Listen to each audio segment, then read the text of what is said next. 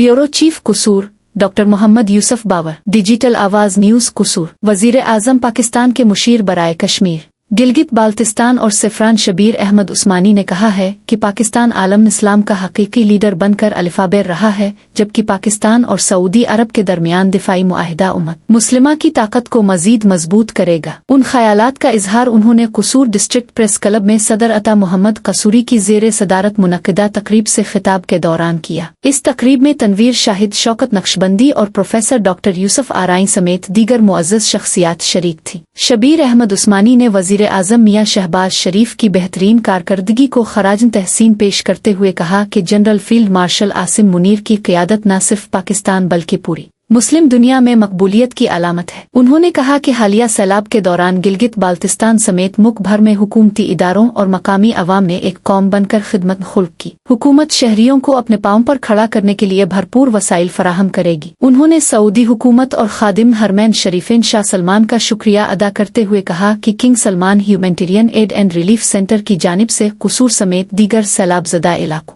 में अवाम को फराहम की जाने वाली इमदाद न सिर्फ पाकिस्तानी अवाम के लिए एक तोहफा है बल्कि इस अज़्म का इजहार भी है कि मुश्किल वक्त में सऊदी हुकूमत पाकिस्तान को तन्हा नहीं छोड़ेगी। आखिर में कसूर से ताल्लुक़ रखने वाले वजीर आजम पाकिस्तान के मुशीर को बेहतरीन कारकर्दगी पर तरीफ़ी सर्टिफिकेट भी पेश किया।